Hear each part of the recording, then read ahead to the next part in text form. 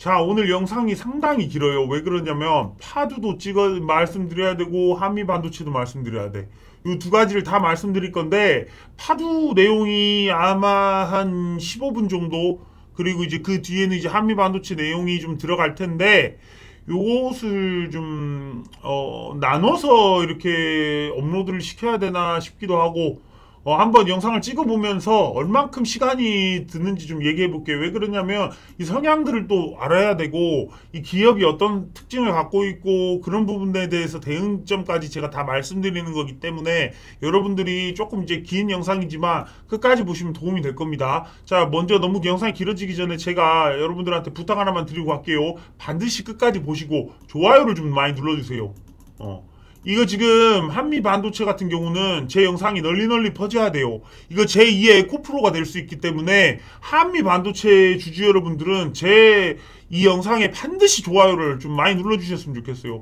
그리고 댓글 한미 반도체 요거 한미 반도체 댓글 주주분들은 자, 한미라고 쓰면 될까? 아니죠.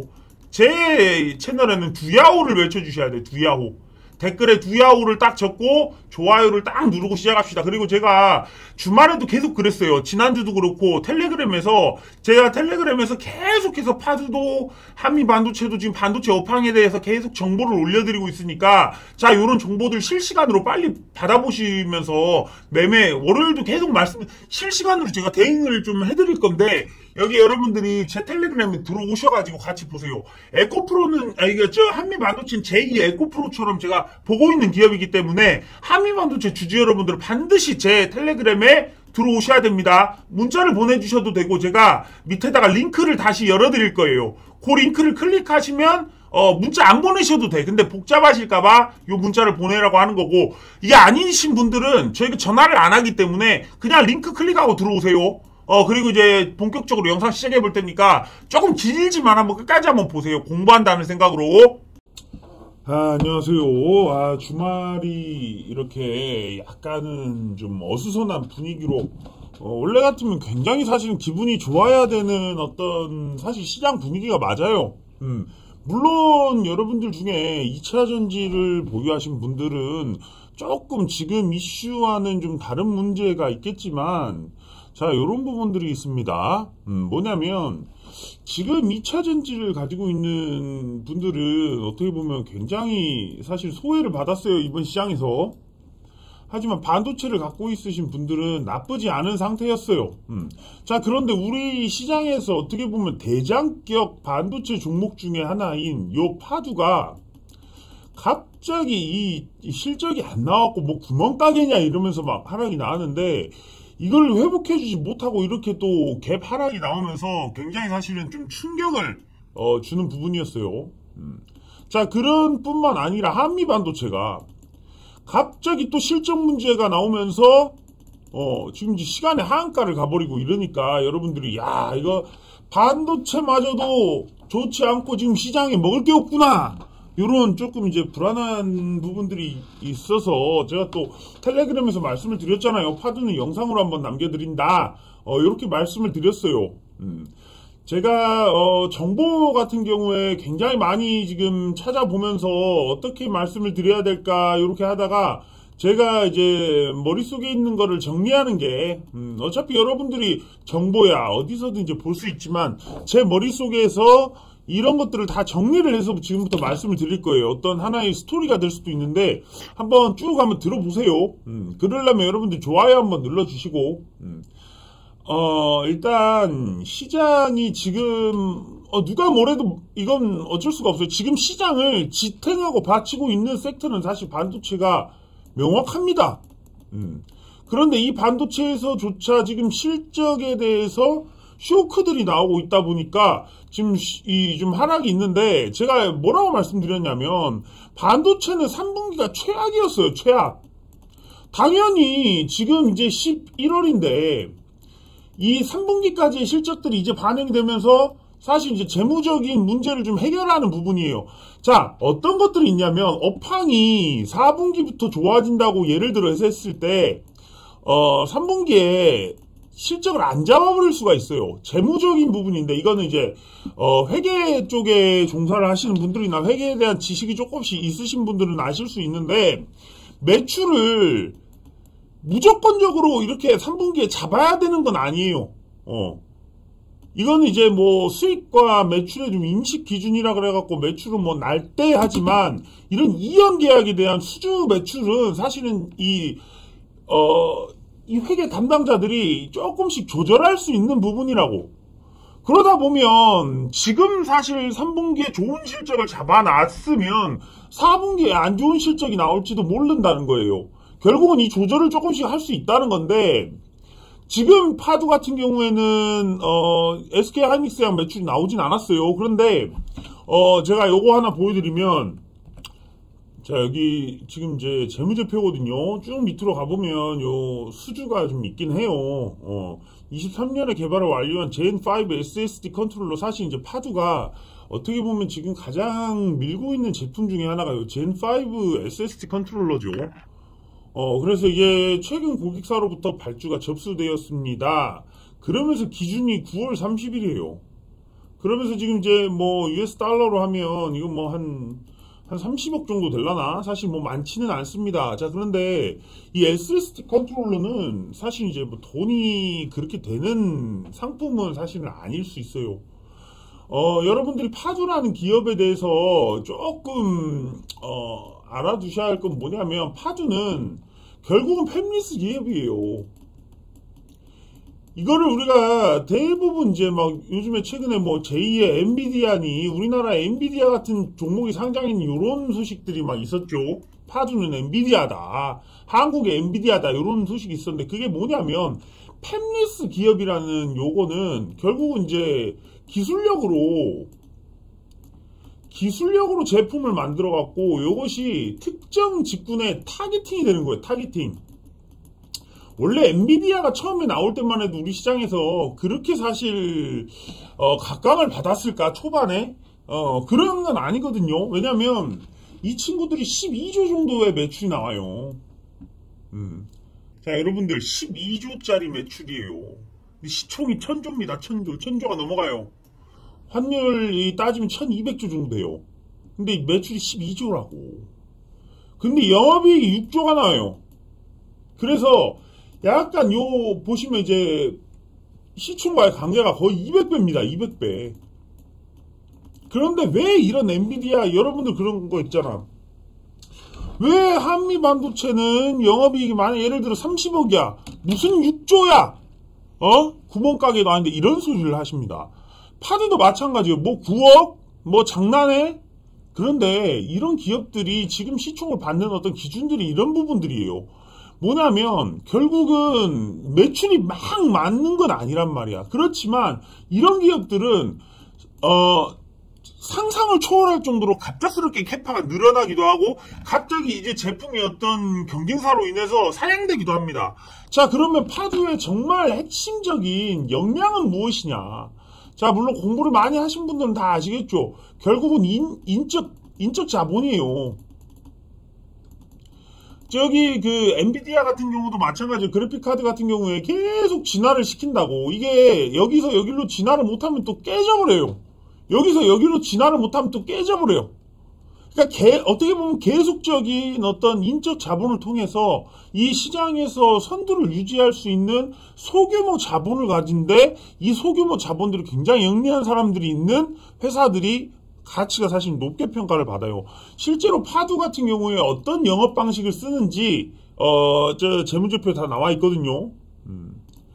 저기 파두는 지금 어떻게 보면 요 파두가 여러분들은 파두를 잘 모르시겠지만 자, 파두라는 기업이 유통이 보시면 이제 뭐 삼성전자, 하이닉스, 솔리다임, 뭐 마이크론 뭐 쭉 있죠. 이런 데이터 센터 업체 이런 것들의 SSD 컨트롤러를 일단은 공급하는 방식이 가장 지금 주력 상품인 거예요.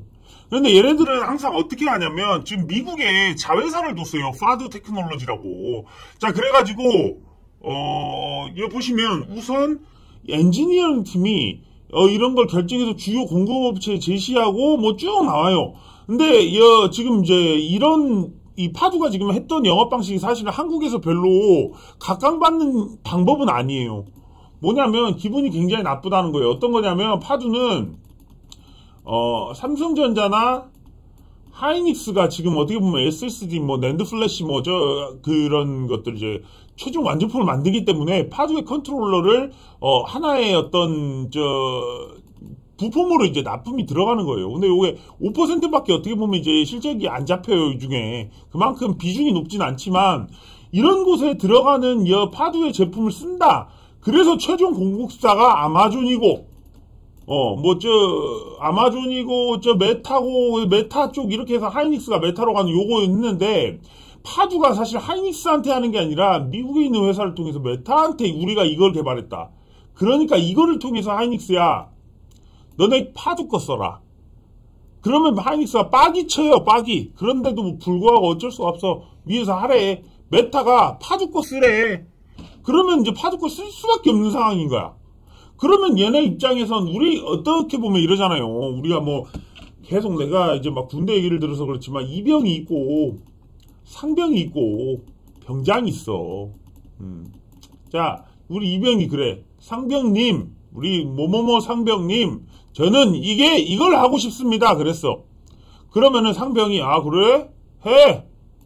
지시를 떨어뜨리는 게 우리나라의 어떤 이 지휘체계잖아. 근데 우리는 어떻게 되냐면, 병장님, 나는 이걸 하고 싶어요. 우리 뭐뭐뭐 상병과 함께 나는 이걸 하고 싶습니다. 병장이, 그러면 그래. 야, 뭐, 김상병! 야, 이병이랑, 야, 이병이랑 같이 뭐 좀 해라. 그러면 상병이 어떻게 돼요? 빡이 치죠, 빡이. 좋은 게 아니잖아. 여기가 어떻게 보면, 왜냐면 권한이라는 게, 우리나라는 참 그 권한을 중요시하잖아요. 얘한테, 야, 이거 너 애들하고 뭐 해라. 이렇게 해야 되는데, 야, 너, 누구 이병이랑 뭐 해라. 그럼 얘는 권한이 없잖아. 인사권도 없고, 왜 그러냐면 거기서 다 이권이 나오는 건데, 이권이. 약간 파두의 영업 방식 그런 부분들이 있어요. 먼저 아마존이라든가 메타라든가 뭐 막 이런 쪽에 가가지고 야, 이 하이닉스나 삼성전자 지금 어떻게 보면 삼성전자 같은 경우는 그 컨트롤러가 직접 있단 말이에요. 사실 삼성전자 컨트롤러가 최고죠. 근데 하이닉스 같은 경우 그게 안 되니까 요렇게 지금 해가지고 파두랑 같이 요렇게 가는 거예요.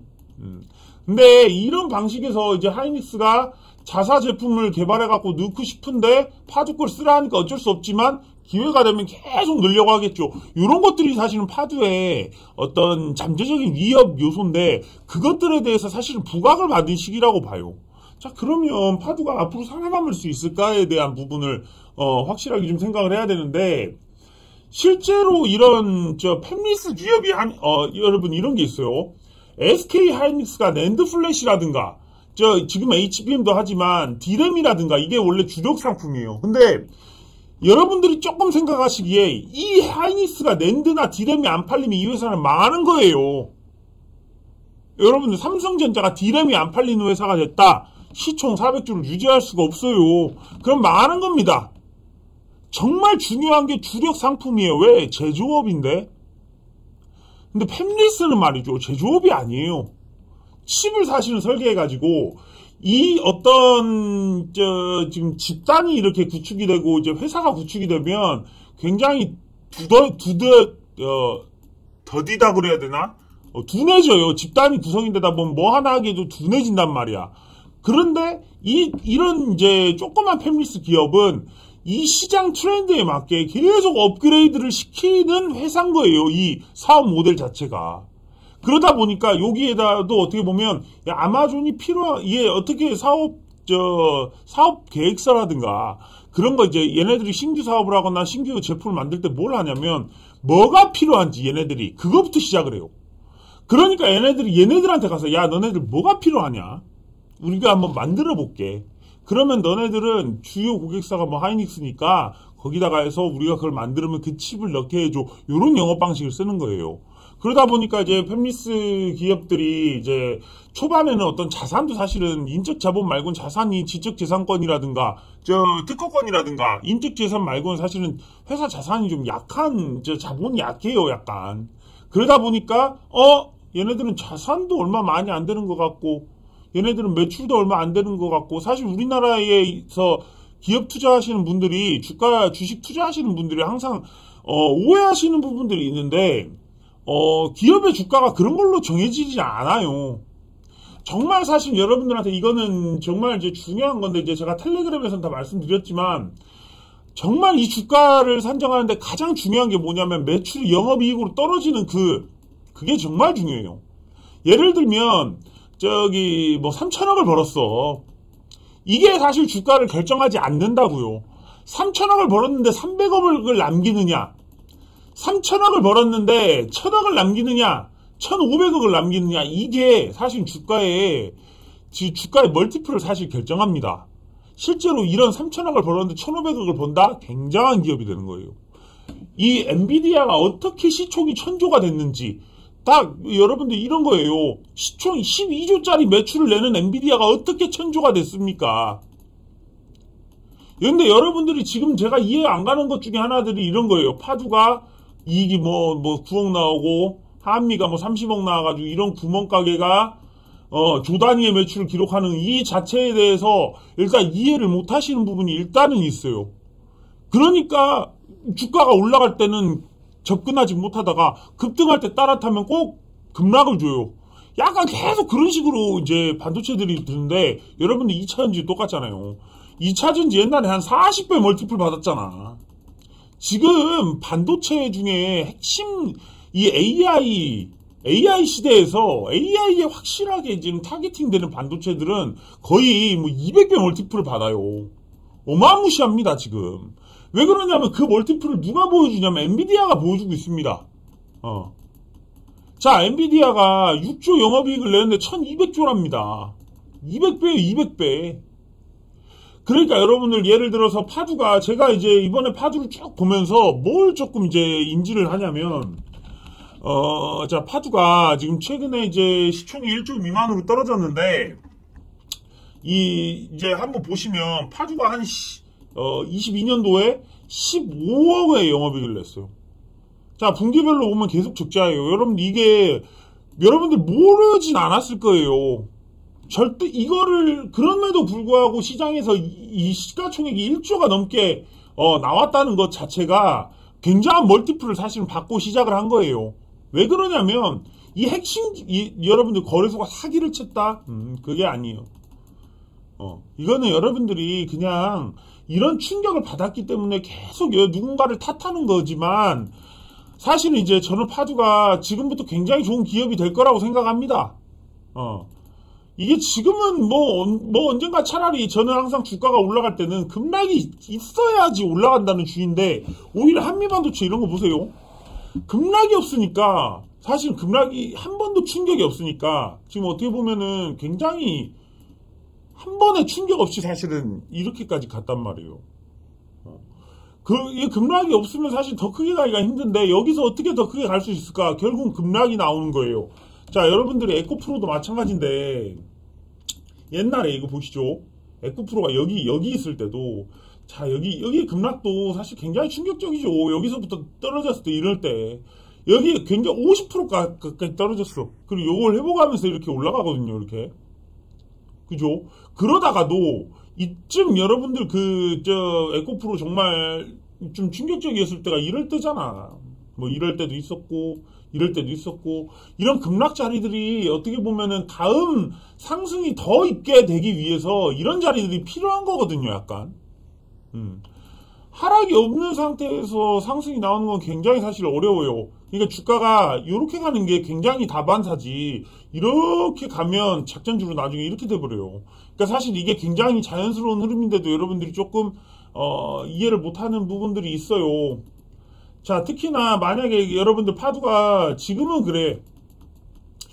파두의 정말 주력 제품은 이제 SSD 컨트롤러긴 하지만, 그것은 앞으로 이제 나올 상품들도 이 타겟팅을 쳐서 나오는 거거든요. 타겟팅. 어떤 회사가 뭐가 필요해서 뭐가 필요하면 여기 제조사랑 이렇게 해가지고 칩 넣어서 하라. 이렇게 타겟팅을 해서 주는 거기 때문에 파두는 앞으로 제품군이 굉장히 다양해지고 계속적으로 신규 제품이 지금 나오고 테스트 단계에 들어간 제품들이 많아요. 그런 부분들이 있기 때문에 지금만 가지고 파두의 SSD 컨트롤러에 문제가 돼서 파두가 무너진다라고 말씀하시는 부분도 이해는 되지만 제가 볼 때는 그냥 파두의 SSD 컨트롤러 어차피 사실은 이게 파두를 지금의 어떤 파두를 있게 했지만 이게 사실은 파두의 이 기업 가치를 올리는 데 있어서는 한계가 있을 거라는 생각은 했어요. 왜 그러냐면 이건 삼성전자가 사실 정말 독보적인 기술력이 있는 컨트롤러를 쓰니까 사실 이제 하이닉스랑 가야 되는 부분인데 과연 하이닉스가 저 제품을 개발하지 못했을까? 그런데 개발을 했는데도 불구하고 저기 메타에서 하이닉스 걸 쓰라니까 어쩔 수 없이 그쪽은 썼지만 하이닉스가 다른 쪽에서 이 파두 걸 쓰라는 어떤 강압이 없으면 지 걸 쓴다고 그런 부분들이 지금 잡히는 어떤 부분이라는 걸 저는 생각을 해요. 이번에 SK 하이닉스가 안 나온 것은 예를 들어 SK 하이닉스가 SSD 컨트롤러를 지금 파두가 아마존이든 메타든 뚫었다 그랬지만 SK 하이닉스의 이 낸드라든가 디램이라든가 SSD 이런 쪽으로 갈 때는 하이닉스는 굉장히 다국적 기업들한테 여러 가지 물량을 납품하거든요. 그러니까 하이닉스가 10개의 회사에 납품을 한다면 그 중에 한두 개만 파두 거 쓰라 이런 상황인 거예요, 지금. 그러다 보니까 그런 부분들이 반영이 될 때는 SK 하이닉스랑 물량이 잡히는 거고 그런 게 반영이 안 될 때는 SK 하이닉스가 안 잡히는 거죠. 그러니까 여기에 너무 문제시 시킬 필요가 없다고. 아마존에서 파두 걸 끊었는지, 메타에서 끊었는지, 너무 사실은 이런 부분도 사실은 굉장히 오버적인 부분이에요. 결국 파두가 앞으로 가야 할 길들은 엔비디아처럼 지속적으로 저런 SSD 컨트롤러 뿐만이 아니라, 스트리밍으로 해가지고 이번에 네이버랑도 타겟팅해갖고 만드는, 제품이 있어요. 그러니까 그런 것들이 앞으로 시간이 더 지났을 때, 더 경쟁력을 갖출 수 있는 제품을 지속적으로 업그레이드 시켜줄 수 있을 것인가 이런 부분이 사실 굉장히 중요한 거예요. 그게 파두의 핵심 역량이고 그러니까 파두가 앞으로 그런 부분을 해야 되는 부분이지 이거는 제가 볼 때는 사실상은 어떤 여러분들은 충격이겠지만 저는 모르겠어요. 한미 반도체도 마찬가지예요. 이게 충격인가? 충격이 아닌데도 불구하고 이런 하락들이 나오는 것이 오히려 저는 충격이라고 봅니다. 한미 반도체도 그래요. 한미 반도체가 시간의 하한가를 갔다고. 그런데 한번 생각을 해보세요.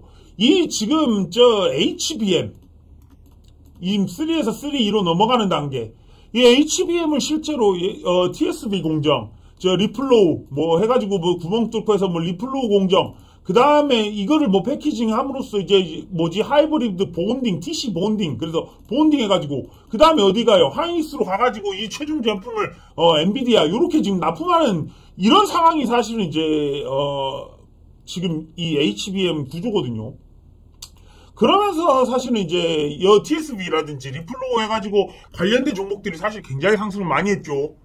이 구조 속에서 다 상승을 했었던 거야. 예를 들면 프로텍, STI 이런 기업들 본딩으로 이제 넘어가면서 이제 한미 반도체 그리고 여기서 굉장히 또 중요한 이제 HPSP라는 이 기업이 지금까지 하지 못했던 어떤 수소 고아 머닐링 요거를 만들어 가지고 이제 선단 공정으로 들어가는 요 구조가 사실은 우리 HBM의 핵심이에요. 다른 거 필요가 없어. 그러니까 여러분들 보세요. 어떤 PSK 홀딩스도 그렇죠. PSK 홀딩스 이런 기업이 왜 지금까지 이런 상승을 보였어? 그런 확실한 이 HBM 공정에 들어가는 기업들이란 말이야. 프로텍, 요런 것들, STI, 요런 기업들이에요. 실제로 이런 다음에 HPSP, 요거 HPSP 여러분들 지금 약간 주가 답답할 수 있는데 이거는 이제 4분기에 동탄이나 신공장이 들어서면서 캐파가 2배 이상 증설이 돼요.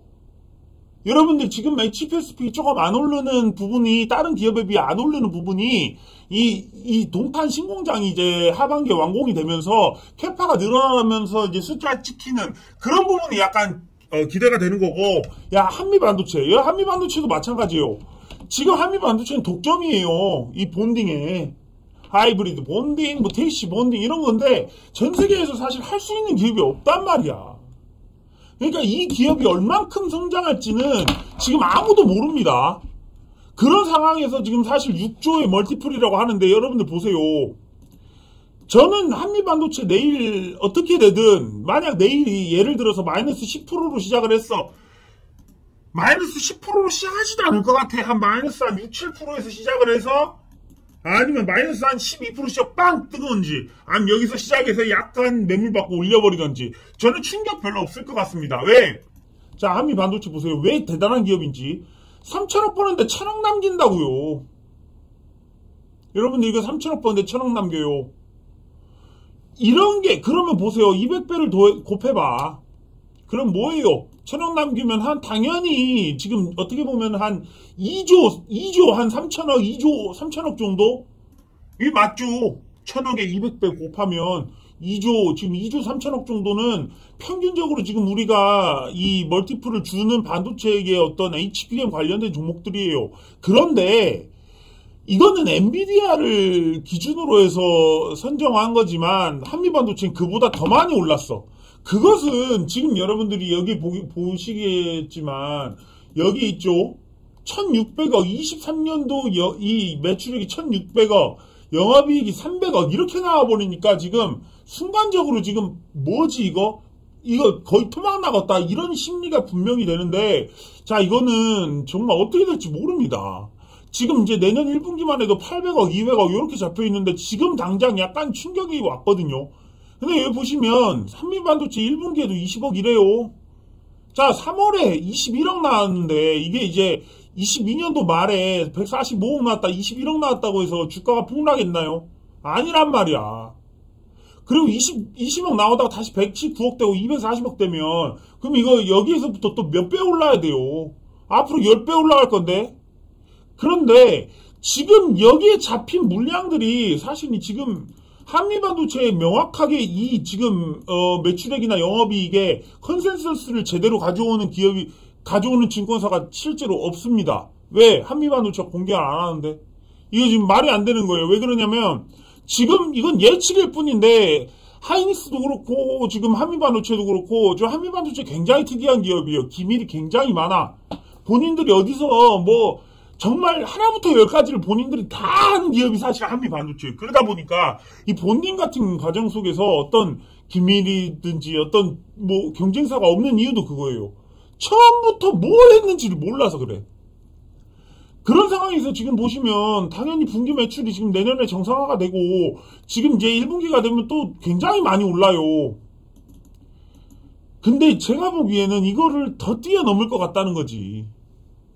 그러면 서프라이즈잖아요. 예를 들어 1분기에 1200억, 1300억 매출 나왔으면 서프라이즈잖아. 여러분들이 지금 뭐 항상 그래. 여러분들 보세요. 이렇게까지 왔는데 한번 충격이 왔어. 근데 지금부터 저는 시작이라고 봐요. 왜? 이제서야 개인들이 한미반도체가 어떤 기업인지를 알게 되는 시간이라고 봅니다. 그러다 보니까 저는 지금부터 어떻게 보면 에코프로도 그랬거든요. 에코프로 사람들이 잘 몰랐어요. 옛날에는 뭐 대체 어떤 기업인지 잘 몰랐단 말이야. 왜? 사람 이렇게 영상을 안 찍어주잖아. 이렇게 에코프로가 어떤지 그때 당시에 나만 찍었다고. 재작년 3월 이럴 때 이 바닥에서 에코프로를 가족 종목으로 말씀드린 게 나라고. 그때 이후로 쭉 오르니까 이제 유튜브들이 계속 에코프로 찍으니까 수급이 몰렸지만 한미반도체가 사실 저는 지금 그 시간이라고 봐요. 사람들이 한미반도체에 대해서 정확하게 모르던 시절이 있었는데 지금은 이제부터 한미반도체가 어떤 기업인지를 정확하게 아는 시간이 됐다고. 그러면 실제로 월요일날 내가 볼 때는 시간의 하한가를 간 부분도 있지만 충분히 이 파주와는 다른 광경이 펼쳐질 것이고 파주는 그래요. 지금 당장 올라갈 모멘텀을 사실 잃었기 때문에 한 번 더 하락이 나왔던 거예요. 왜? 시간을 더 가져서 차트를 형성하는 그런 단계가 되는 거예요. 자, 그런데 한미반도체는 이미 차트가 만들어졌기 때문에 나와봤자 이건 충격이 아닙니다. 이건 거래량도 꾸준하게 지금 실려가고 있고 프로그램 매수세도 마찬가지고 꾸준한 거래량을 통해서 이 주가가 여기까지 왔기 때문에 이건 쉽사리 무너지기가 굉장히 힘든 종목이에요. 에코프로처럼 갈 수도 있습니다. 자, 그렇기 때문에 저는 여러분들이 기회가 되신다면 다음 주 월요일날 장 초반에 마이너스 10% 밑에서 시작하면 담으셨으면 좋겠어요. 굉장히 좋은 기회가 될 거예요. 한미 반도체는 우리나라 반도체 시장을 이끌어가는 굉장히 좋은 에코프로 같은 기업입니다.